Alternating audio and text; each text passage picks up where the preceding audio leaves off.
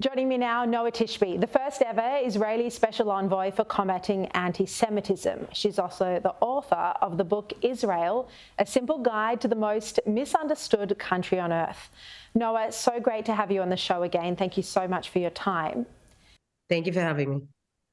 We're seeing the darkest time for Jewish people this side of the Holocaust. It's coming as a shock to many of us in the community. In your view, is this a reawakening of anti-Semitism because it's now found an acceptable form in anti-Israel protest?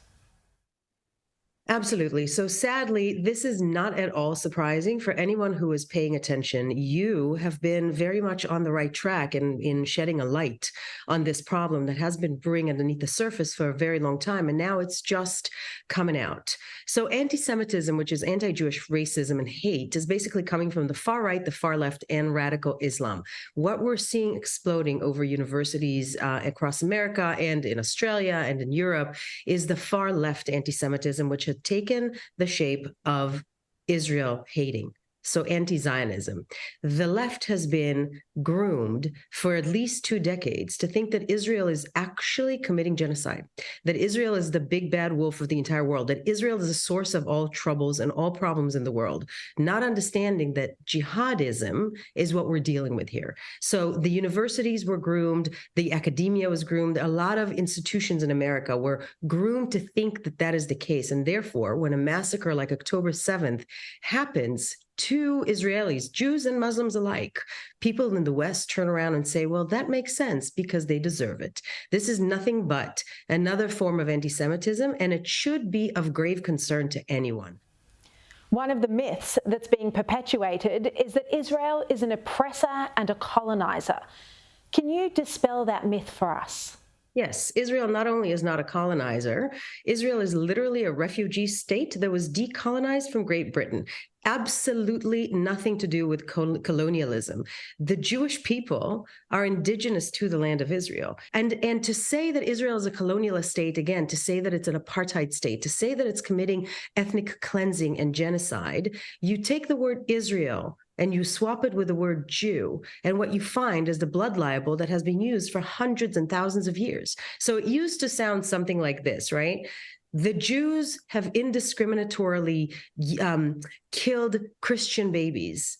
And now it's changed to the Zionists have indiscriminatorily killed Palestinian babies. Both of them are untrue. Both of them source from deep-rooted hatred and suspicion of the Jewish people that is now manifested as anti-Israel hatred and anti-Zionism, and it's to grave concern. There has been a massacre that occurred in Israel, the most sadistic and barbaric that we have ever seen in our lifetime. And yet people in the West are turning around and saying, well, but Israel kind of had it coming. And in Sydney, Australia, on the steps of the Opera House, they're screaming, gas the Jews. And we're looking at it, people that have been in this work for a long time, and we go, here we go again. Here we go again. So hopefully this is making a lot of people wake up so we can actually deal with this problem. And we had so much anti-Semitism just this weekend in Sydney and Melbourne. Do you think with the context of the war that you can distinguish any longer between anti-Zionism and anti-Semitism? No, I cannot. Anti-Zionism is anti-Semitism, and I've been saying this for many, many years. So this has nothing to do with a war. If you have a disproportionate obsession and vilification and demonization and dehumanization of one country, which also happens to be Jewish, there's a name for that. It's the oldest form of hate and discrimination that is still being practiced today.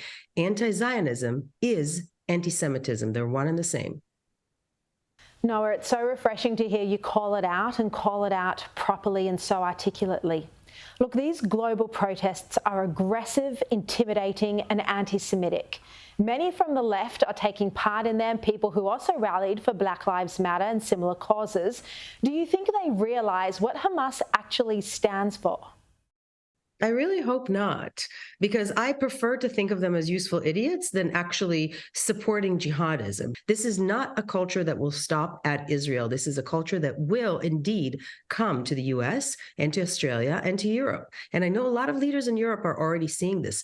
These demonstrations are all you need to see. When you have a pro-Israel demonstration, It's peaceful. It's a rally. It's full of love. People are supportive of Israel and of Palestinian people. When you have a pro-Hamas demonstration, it's violent, it's aggressive. They're shouting in Arabic and they're ripping American flags and putting flags of ISIS instead of it. What kind of a culture, what kind of a life do we want for our children in this world? If you're not speaking up against this right now, I don't know what on earth you're waiting for. Noa, there's this line that Gaza needs to be freed from Israel, but we've seen evidence of weapons being held in, not under, but in classrooms, and hospitals being used to protect the cowardly Hamas terrorists. Imagine using the sick for protection. Noa, does Gaza need to be freed from Israel or Hamas?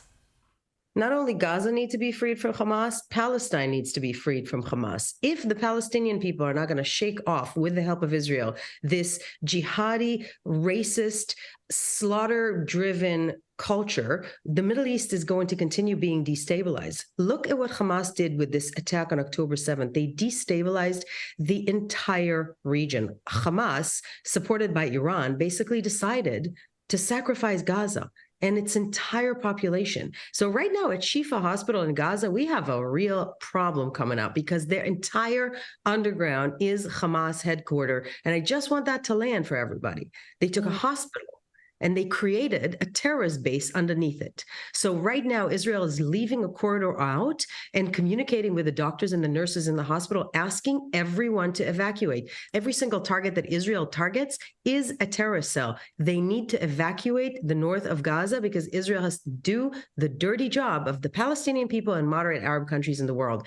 Everybody wants Hamas to be out. And I hope the moderate people in the Western societies will join along and understand who the common enemy is. It's not Israel.